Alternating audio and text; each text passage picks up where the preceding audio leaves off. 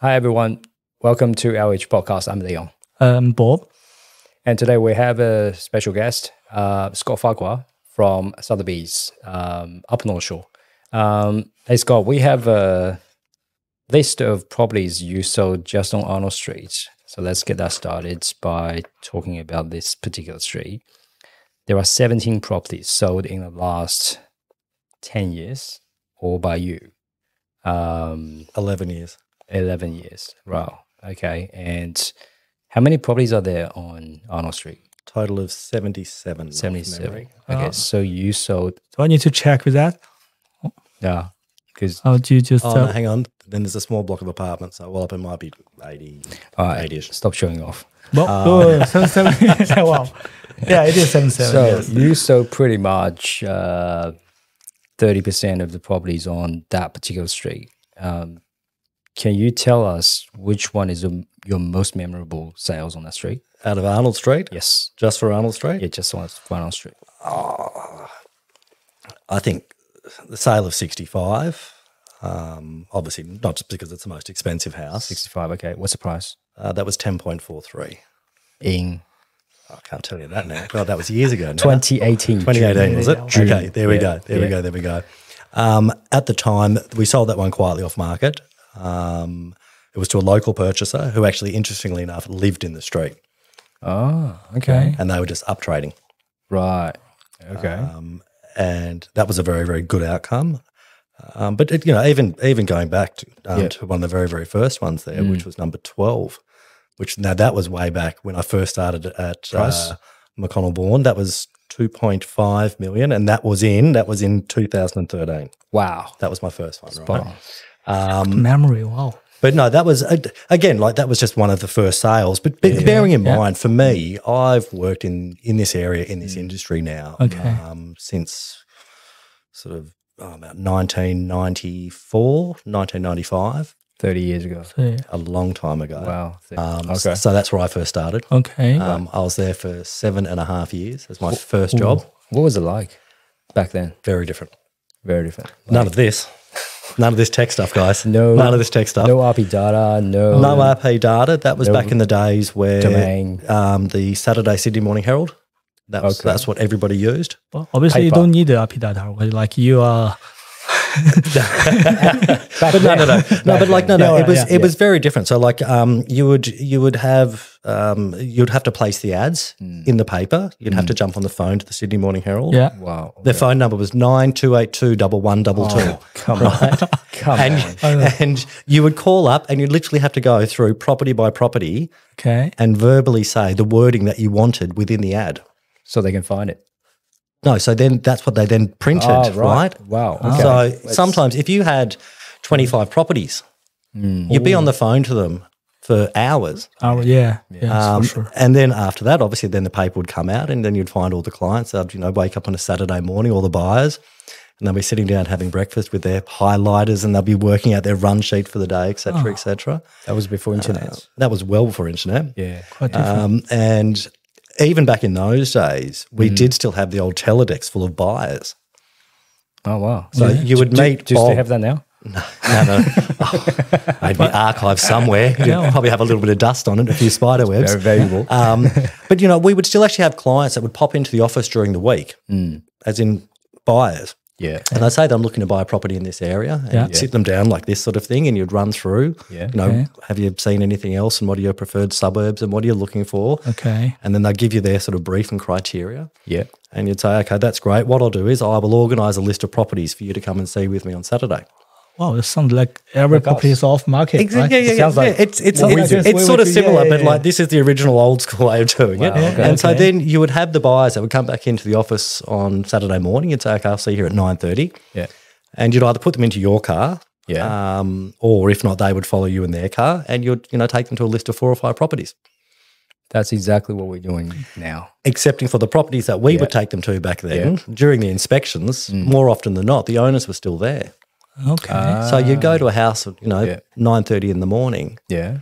And mum and dad would be there. They're having a morning coffee. And, they're bacon and eggs, etc., etc. And they'd say, "Oh, just be careful. Leon was out late last night, and he's still sleeping in the room in there, and be careful of Fido the dog and things like that. Yeah. But I was very, very fortunate because my first boss, he was a gentleman by the name of Ross Wheeling, and I still admire him to this day. He was not just a boss to me; he was a mentor, and he taught me every facet of the business, which I think gave me a very good grounding and understanding around not just real estate sales and clients, et cetera, but what you really need to do. And he was very particular and very specific about certain things. But he gave me a lot of responsibility at a fairly young age. Okay. But obviously, when things were good, that was great. But then if I made a mistake, I would then have to obviously, answer to him. Yeah. And that was not always fun. So, you would learn quickly not to make mistakes.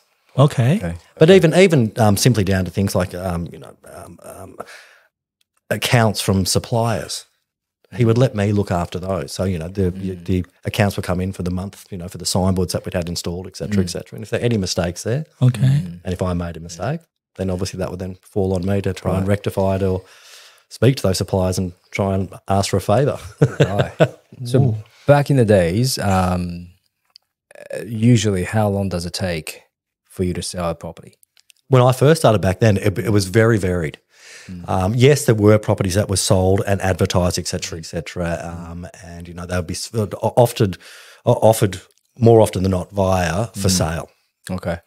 Auction wasn't as prevalent then. Right. So, but then times changed. Yep. And I think that obviously with the internet, that's what changed the world. Yeah. Okay. Prior to the internet, you're able to the method of selling was very, very different. Very different. And I can understand why the industry was so poorly regarded because there was a lot of dishonesty. Yeah. It wasn't that transparent. It wasn't transparent. There was zero transparency. Exactly. Okay. So I think that nowadays the advantage of the internet and obviously things like CoreLogic, RP data, et cetera, means that purchasers have a lot more information at their own fingertips. Yeah. But what you'll find though as well is a lot of the better agents that are out there, they'll be very transparent about things as well. Yeah. Yes, now that property when it sold, that sold for a very, very strong price. Or when that one there sold, it sold for a little bit less, which was probably surprised a few people, et cetera. But again, when it comes to selling a residential family home, we're not selling an off-the-shelf product. Okay. It's not like that you've gone down to the local BMW dealership and said, how much for the black BMW? Then you drive 20 kilometres down the road to the next dealership and say, how much can you beat it by? Yeah. A residential family home, every buyer's going to have their own independent thoughts on value, depending on how well it suits their needs, but also how much that they actually love the property. So that's why it can be tricky sometimes. Yes, you can look at other properties that have sold around you to try and create some sort of framework for value, which obviously you guys do as well. Yeah. But at the end of the day, this is a competitive marketplace. Okay. Was it competitive back then? Yeah, always. Compared to now? How many main agencies were there? Less. Back in the days. Obviously, a lot less. A lot less. Yeah. But, there were still the big brands like LJ Hooker and things like that, et cetera, et cetera. They had been well established. But within our asset realty group, we focus predominantly on the sort of North Shore, from lower North Shore to the upper North Shore. And our Kalara office, we ran a very, very successful business. And there was a high volume of transactions. Cool. Would you be able to tell us more about yourself? Where you grew up in? Yeah, well, I'm incredibly boring. I was born and bred in St Ives. Oh, St Ives. St Ives. So, okay. And I've lived in this area for pretty much the entirety of my life. Right. My parents moved from St Ives to Warrawee to North Turramurra. So they're still local now, which is good. But no, then for me, my kids have gone to local schools, et cetera, et cetera. So, Okay. I heard a lot of agents actually born in St Ives. Basically, what my Matthew Bourne, and Daniel I think. and a lot of people. Yeah. A lot of them born in St Ives. Yes. Yeah. Okay. Okay. But James Levy, Yeah, James Levy. a very, very good friend of mine, Mr. Levy. Yes. And but now you're focusing on Kilara. Mainly. Our focus is predominantly, sort of Roseville, Infield, Kalara, Pimble. Yeah. that's our sort of core market. But the reason for that's also driven by what our purchasers, they're the sort of preferred suburbs. Yep. You guys would see the same sort of thing. Definitely. Well, sounds about St. Ives, because now, a lot of people thinking that St. Ives, the price going up because of this. A lot of Chinese buyers come to the market and now rise the price for St. Ives. Well, let's just say went back to the day 30 years ago. Well, compared with Killara and St. Ives, St. Ives used to be known as certainly a more affordable suburb within Ku-ring-gai. It was still expensive, but certainly didn't have the same prestige as the established suburbs, particularly those along the train line. But now St. Ives is particularly for the new builds. New build, yes. That market, it's incredibly strong. I know. I guess it's because when buyers want to buy a brand new house, when they have 6-7 mil budget, that's it. There's only suburb you can look at. That's it. And if you're looking for level land and no trees and convenience to the local shops, and that's St. Ives. That's right. And St. Ives North Catchment and even St. Ives High now. Yeah. That's also getting more popular. Improving. It used to be that everyone wanted to be within the Killara High Catchment. Now, again, they're still both, great schools. Yeah. But St. Ives has certainly stepped up. I want to ask you a question. How many properties have you sold so far? In my career? Yeah. I couldn't tell you. Okay. Couldn't tell you. I'll just be guessing. I thought you know. No. Sorry, I don't know that. Nah, that's all right. I don't know that. It's all right. Oh, must be a lot. It has to be a lot. Yeah, and in all your sales, which one is the most memorable? 50 Rosebery Road, Killara. Yeah. Tell us about it. Oh, it's just an absolute landmark property. Yeah. It was a beautiful heritage listed home. The owners there had done a fabulous renovation utilising the services of David White, the architect. He's a very, very well-known local architect, and he's done a lot of these beautiful heritage homes. That was a home which just it sold prior to auction, and at the time when it sold for 9.75, which was big money. It's funny. I look at that now and I think it's probably good value. Yeah. But no, I guess the other home, which obviously resonates with me, is 29A Bobbinhead Road, Pymble. Okay, yeah, that's the beautiful big complex one. That property. Sold at auction. When we first sold it, first sold it in October 2015. Okay. We had an auction guide there of 5.5. We actually brought the auction forward, and it sold under the hammer for $7,050,000. 2015. 2015. Wow. And that was actually the highest highest auction sale under the hammer for Ku-ring-gai that year. Ku-ring-gai, okay. Then the owners actually moved out, and it was literally 5 years later. They weren't going to move back in, so they've asked us to sell it for them again. The house was exactly the same. We had an auction guide there of 10 million, and it sold at auction for 12. Yeah. So yeah. I remember that one. Yeah. A young Chinese couple bought it. Local buyers. But you see, for us, it's always the same. Year on year, it's about 60% of the properties we sell, so 6 out of 10, the buyers are coming from the Ku-ring-gai or Willoughby Council areas, predominantly Ku-ring-gai. Exactly. So they are localised purchases. Yeah, exactly. The main buyers group for Up North Shore is usually within Up North Shore or from Lower North Shore that people want to upsize, upgrade. And same for us. Those are the buyers we deal with. They would be living locally. Exactly. That's right. Exactly. That's right. So that's because a lot of buyers they keep asking and they don't know why they have to looking for the local agents. I always explain to them is, you can, you got internet. Now you can put information online, but still half of the buyers, let me just say half, okay? Just half of the buyers coming from local. They're going to be your neighbor, and it's going to be some people live in Ku-ring-gai and they come here to buy. And these guys, local agents know these guys more than anyone else. So it's like if you bring that on markets. Yeah. Right, but I also think that sort of shows it's a good testament for the area. Whereby once people have chosen to move in here, they choose to stay for a long time. Yeah. Because it is such a nice area to actually live in. The schools and everything else. Yeah. Transport. Why did you want to become a real estate agent? Why? After I finished HSC, I don't know, I'd always had an interest in not just property, but more so architecture and area. Yeah. Okay. And my father, who's a retired solicitor, he actually knew Ross Wheeling, my original first boss. Yep. I actually did some work experience for them there.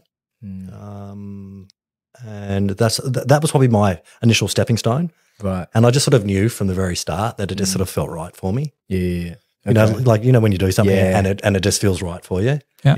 That was it. But it just sort of grew from there. Right. But, you know, I do like not just the area, but the types and styles of housing that we have within this area. Sometimes the agent try to explain that property because that is their job. Yeah. Okay, you can feel that, okay, I have to finish this job. Or I have to, you know, it's my duty. I have to do this. But for you, I feel you just quite enjoy to explain that. Okay, you just like, this is the knowledge I want everybody to know to make them to love this property more. So you can feel that that's quite different. But when you're buying a beautiful old character home like that, which has obviously got an amazing history, I think that sometimes the new owners don't sometimes really sort of truly appreciate it until they actually think about it. Yeah. And then once they've really thought about it, they then realise how lucky that they are, that they've truly bought like a one of one. It is like an absolute limited edition what they've just purchased. And even though it might not be perfect, because that house was not perfect, right? No house is perfect, right? No house is like that, right? Yeah. But still, that house has a beautiful feel to it, and it's in a great location. It is. And the quality of some of the surrounding homes there, and the history of some of the surrounding homes I love those stories. It was cool. Yeah, it's you know, like it's cool. It's cool. You know, like I would love to live in that location. Personally, I'm very impressed by, you know, your attention to details at the inspections or at, you know, at your work. For example, the preparation you do before the open homes, and also your memory in, you know, all these sales and the history of the area. So how do you train yourself for those details? Well, hang on. The attention to detail component, I think that has certainly been driven into me, not just by my father, but also by my first boss, Ross Wheeling. Okay. When you look at the fees and the money which agents earn, I think that you've almost got a duty to your owner to ensure that if you're going to do it right. Not every agent thinks that way, so unfortunately. But again, yes, we represent the sale of beautiful family homes, but at the end of the day, when you are representing your owner, there's an element of what you're doing which is a commercial transaction. Yep. Yeah. And we need to make sure that our product looks as good as what we can possibly do. So some of that attention to detail component there, I think that is, it's just part of what you're paid to do. Yeah, I really do. I agree. But with regards to the market knowledge sort of stuff, again, that's just time. That's just time. That's all. I mean, your memory is incredible. I just found you're almost like a Google. ChatGPT. Well, nah, smarter than that. It's because any sale in, say, Killara, Lingfield, Roseville, in that area, which you were been working for a long time in, pretty much in the last 10 years, if I mention the address, you'll be able to tell me the price and the background story about it. Because that's something I'm really, really impressed about. Okay. So then, for example, right. So 41 Roseville Avenue. Okay. We sold that quietly off market, and I think, again, you can test me on this, Bob. I think that was January 2015. Okay. Yep. 41 Roseville. 41 Roseville. Yeah. It sold for 5.25. That was the first property in all of Ku-ring-gai to sell for over $5 million without a tennis court. So what did you say it again? 41 Roseville Avenue. Yep. Price? 5.25. 535. 535. I was short. Very close. Very close. Well, that's 2015, January 2015? January 14. 2016. 16. Sorry, January 2016. 16. I was out by a year. Okay. Very close. Hang on. Land size? 1,429. How close? 1,419. Man, very close. I've lost it. I would have no idea about these details after 10 years now. So, But you see now, but that's interesting. That was so. If you look at that, that was the first house in Coringo to sell for over $5 million without a tennis court. see, that's a background story. But you look at it now, Yeah. and you go, "That was cheap." That's cheap. Yeah, definitely. Like it's just interesting, like the way that our market has moved and changed over time. Yeah, it is. Definitely. You know, then there was yeah. Well, but talking about the market change and you want to keep testing. Oh, I was just saying, and these days, well, everybody, we have. We're not here to test Scott. Come on. I don't. Yeah. Well, I would say, and we all know these days that with everybody talking about the rezoning, and with governments trying to push to do some, part. What do you think about that part? What's your view? Don't get me started. I think that what the state government's trying to introduce with a one shoe fits all approach. Yeah. For the entirety of New South Wales is wrong. Yeah. I understand that there is a definite need and requirement for increased density and more housing. Agree. And also the affordable housing component. But when you consider the type of apartments that they will build here, are they going to be affordable? No. Definitely. Right? No. I think the idea of them allocating to build an additional 6,500 apartments within Killara is town planning gone mad because there's no existing retail or shopping precinct within Killara. And when it was first subdivided, that was one of the attributes around Killara is that they always said that that we will not have that within this suburb. So that means that if they do build an additional 6,500 apartments in Killara, if you need to get a litre of milk or a loaf of bread or a bottle of red wine, you got to jump in your car. Exactly. Yeah. Now that just doesn't make sense. Yeah. Right. Infrastructure is not. The other part as well is obviously kids schooling. The public schools are already pretty full. Yep. Yeah. It's town planning gone mad. Yeah, exactly. So, but look, let's just wait and see. But again, as my first boss, Ross Wheeling, said to me, the only constant in life is change. I have to live with that. Changes for good usually. Well, you would hope that change is for good. Yep. But I would hope that it's scaled back. I do strongly believe it should not incorporate the conservation area. Okay. I really don't. No. Because once that's lost, it's lost forever. Yeah. Okay. Definitely. I can remember back when Coringo was being rezoned, when apartment sites they had the zoning of 2D3, which was prior to them things being zoned R2, R3, R4. And 2D3 was the zoning that they introduced into Lawn Avenue in Killara. And look, it does make sense, I guess, in a way to have redeveloped that section in between the railway line and the highway. Right? It makes sense. Yeah. But there's a beautiful house there in Lawn Avenue, and it was either 3579, one of those. But like again, this going back to when I first started 30 years ago, and it was a beautiful California bungalow, and the house was called Ainsley. Okay. And it had a beautiful frangipani tree out the front, which was it was beautiful. But then you went downstairs at this property, and it had a ballroom with a sprung dance floor and a dome ceiling. Okay. Right, it was a very special, beautiful, amazing home. Something that you could not build again today. And unfortunately, when it all got rezoned to 2D3, that one there went. Now, it would be an absolute tragedy if that sort of redevelopment of the east side of Roseville, Linfield, Killara, Gordon takes place. Yep.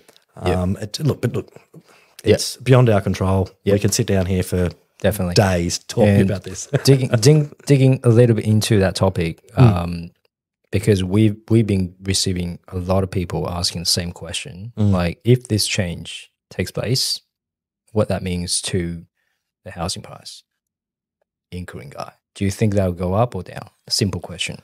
I mean, I can't answer it. My crystal ball is broken, right? So no one can answer it. Exactly. Where we're very fortunate is the key driver for our Coringo marketplace has always been kids schooling, and kids schooling. Yep. So that is always going to mean that there will be families who are looking to move into this area to be closer to these very, very good schools. The problem's going to be more so around the amenities available and streetscape. I always say this to whoever asks me this question, I just say, look, I can't answer that question. It's not a reasonable question because there are so many uncertainties now. Yeah. And it also depends on what sort of changes are coming. I mean, if people are thinking the minimum lot size is going to change from 840 or 940 down to 500 square meters, 450 or 450, yeah, it's I mean, the way you look at it, of course, the price will drop. But if you're talking about the price per square meter, that's another thing. That's different. That's different. Yeah. But again, the reason why a lot of families or family-orientated buyers want to move into this area is based upon what the area offers, which is larger block sizes, leafy streets, quiet neighbourhood, etc., etc. Yeah. They don't want to be living in this sort of mixed high-rise housing, townhouse, villa houses, manor houses, whatever else that they're going to call them. What I scratch my head with, though, is that with Australia's relatively small population of only 26 million, we're a huge country. Sydney's already pretty heavily developed. Traffic's a nightmare. Public transport's average. Why are they trying to just throw more into the existing zone? If they're really serious about it, they would build another mini Sydney City somewhere further away. Build it out near the new airport, for example. Yeah. Do it with proper rail and light rail, decent roads, but then as well things which communities need: hospitals, schooling, local parks, proper shops. But who's going to fund it? Yeah. Exactly. Then the other thing that they should always be considering doing is a high-speed rail network between Newcastle down to Wollongong, right? Linking some of these key cities the same way that they're doing in so many other parts of the world. Yeah. Right? Yeah. Because the thing is, exactly. We could talk about town planning forever, but no. What the current state government are advocating, I think, is entirely wrong. Exactly. And also our council, Ku-ring-gai Council, made a meal of town planning over the years, right? It is sad to say. My honest thoughts here would be what they should have allocated is on the western side of Gordon, behind where the Woolworth shopping complex is. From St John's Avenue, down to Vale Street, up to Ryde Road. That whole precinct should have been allocated to build apartments at 10, 12, 14, 18 stories high. Because I know that would have had a negative impact on some of the surrounding neighbours. I understand that wholeheartedly, right? But it reduces the impact. You're bordered by two of the major arterial roads of Sydney, and there's reasonable bus service, and that could be changed and increased. You've got an existing shopping centre which is there, which is Gordon. And you've got Gordon train station where you catch the City Express trains from. But that could have been a whole precinct of much higher density apartments, and some of those could have been more affordable, right? Yeah, for sure, And it's still upper North Shore, so if it's a younger family, they've still got access to kids' schooling. Gordon is a centralised point within Ku-ring-gai. Yeah, it is. From Roseville up to Warunga. That's where the council, that's where the council is. But then, okay, so if you think about it, if you had a huge amount of investment into building a good quality designed apartment zone there, what would happen to the Woolworths? Someone would want to buy that in a heartbeat and turn that into something amazing, similar to what they're going to be doing at Coles at Linfield. Yeah. But like even what they're doing here in Linfield, guys, this is going to be potentially problematic from a transport point of view, access and egress. So what, you've already got Harris Farm, you've got IGA, you've got Coles. Now, if Woolworths get their way on the other side, with Woolworths' last submission that they made, they also wanted to do an Aldi. Okay. How many shopping centres would that then mean for Linfield? Harris Farm, IGA, Coles, Woolworths, Aldi. Yeah. 5. How many places do you need to buy milk from? So again, look, these things happen, right? These things happen. And you can understand why these types of corporations are keen to secure property in this area. Because I know that there is going to be demand for it, right? Always. Yeah, all this stuff about the whole town planning thing, if it all goes through just in this open carte blanche way that they're doing now, Yeah, It's look, nightmare. it's going to change the feel of Ku-ring-gai, which is, I think, probably personally.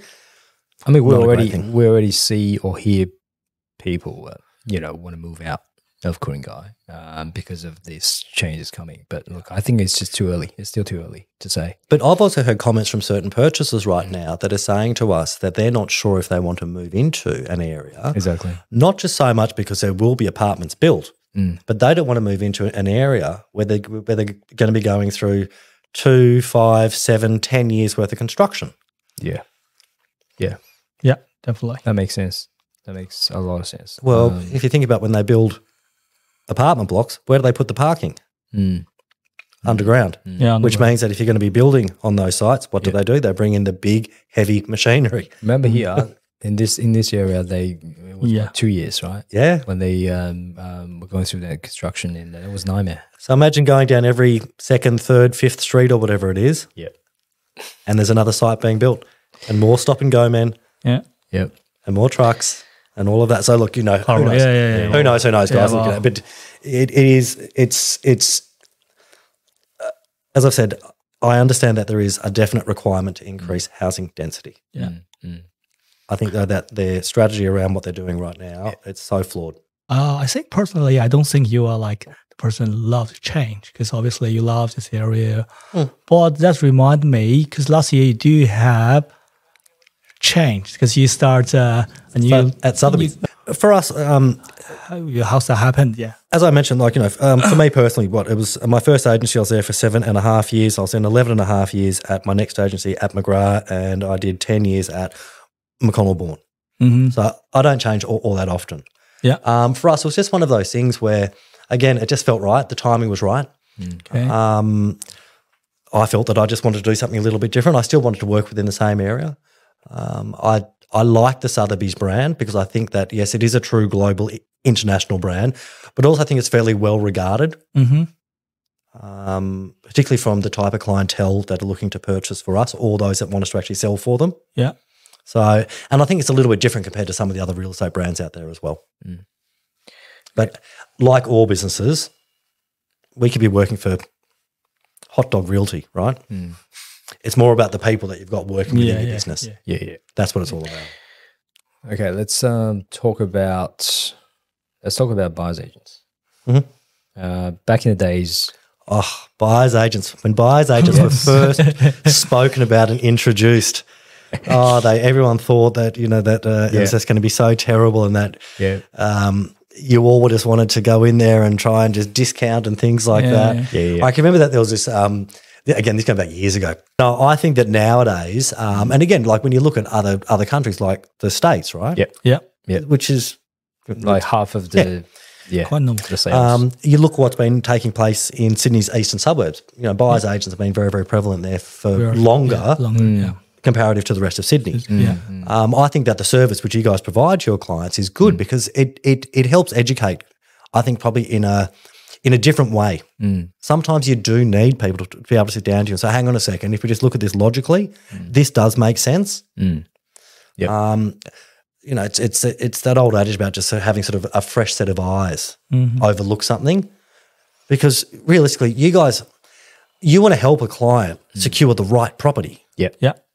Right? For the right price. For the right price. Yep. But it's like us when we act for our vendors. We want to make sure that we've done everything possible to help them make an informed decision if it's viable for them to sell or not. And obviously the goal is always the same, to get the best that we possibly can.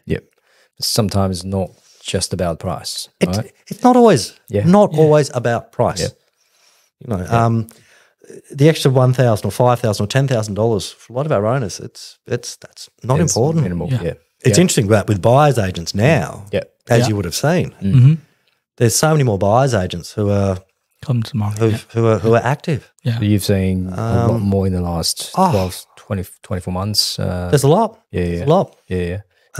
What's your take on this? Well, 'cause I think it's very similar to the residential selling agencies. yes, exactly. There's some better ones out there, and there's some not so good ones. But again, look, it's all about consistency and the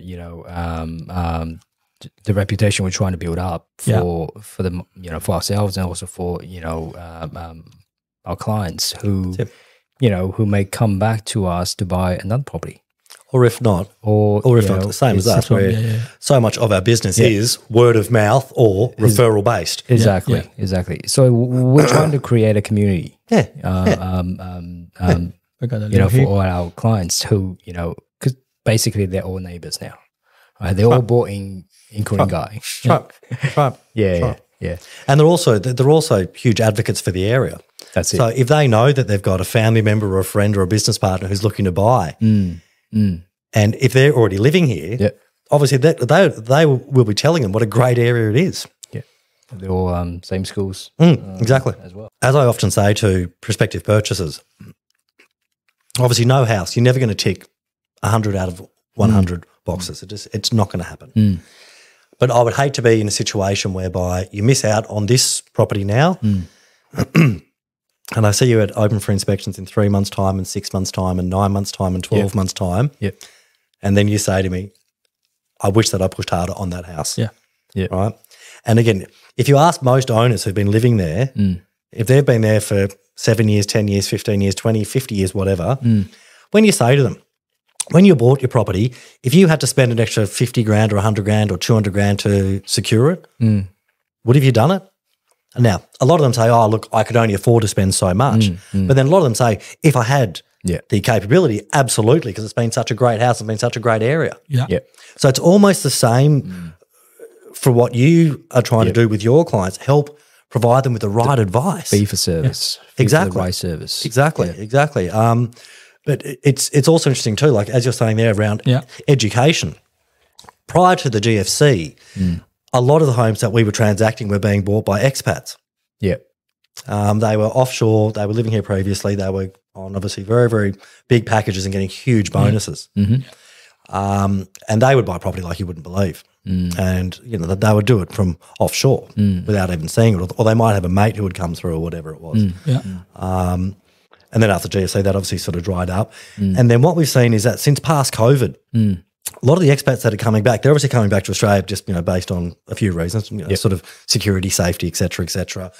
A lot of them are coming back because their contracts have not been renewed. Or if they're being renewed, there's no real more upside for them there anymore.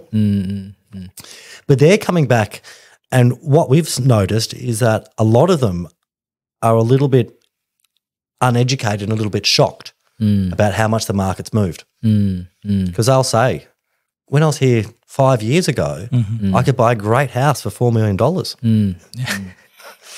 And they come back now and they're scratching their head and they go, I don't understand. There's an apartment in the Selden complex, which is now, 20 years old, and that just sold for over $4 million.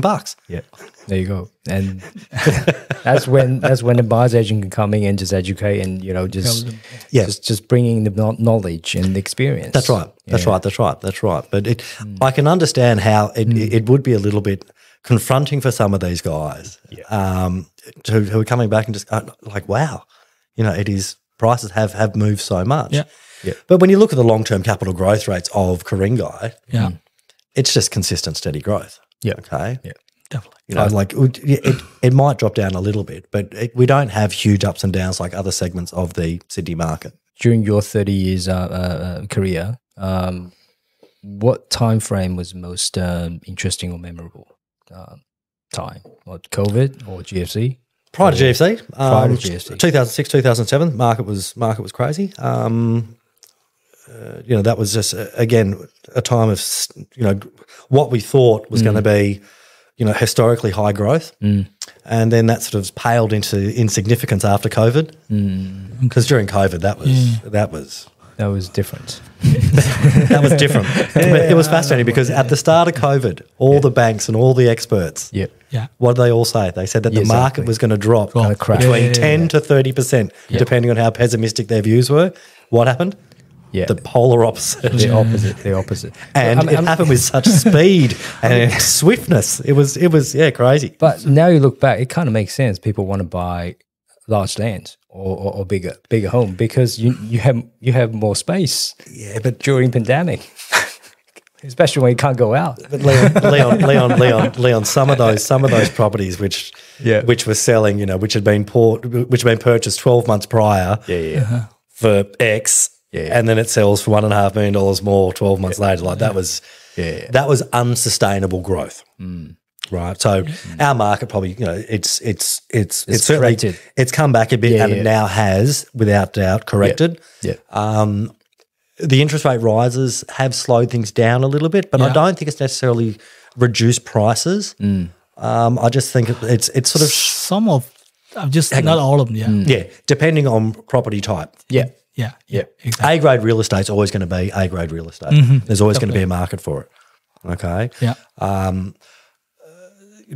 would suggest that some of the more standard entry level apartments and some of the lesser quality modern blocks, the 2-bedroom apartments in those, et cetera, that is certainly a trickier market.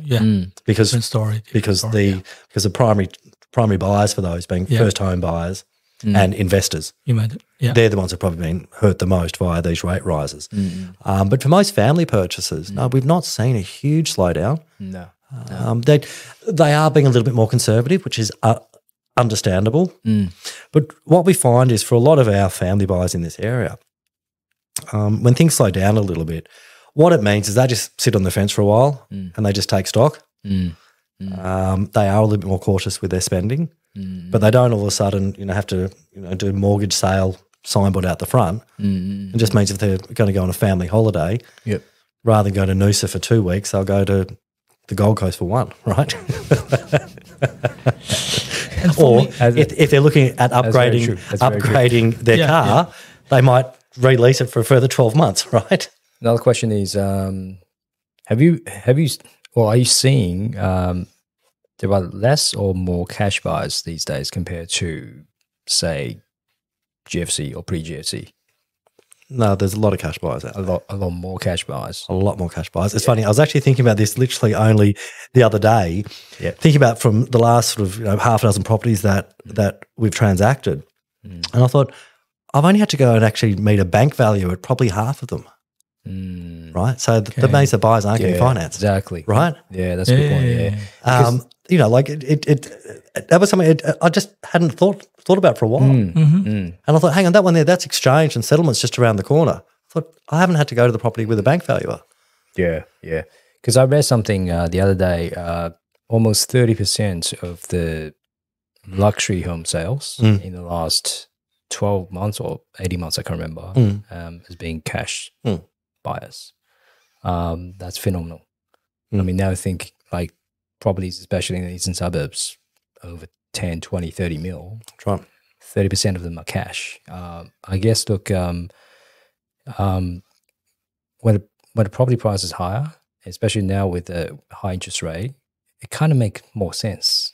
You're using cash if you have the cash, of course. If you've got the cash. Exactly. I mean, it's the safest way. So are you seeing the same thing in the North Shore? Yeah. The Coringa? Yeah, no, certainly.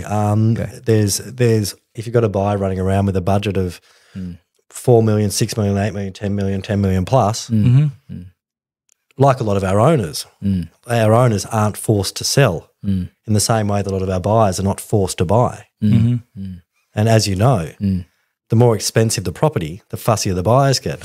How dare they, right? Okay, that's when they do want to try and tick 100 out of 100 boxes, which again, I totally understand. There'll be more boxes I get it. But yeah, it's just literally trying to find the appropriate properties for these purchases to actually consider. That's the hard thing for us at the moment. No, we've got plenty of buyers out there. Plenty of buyers.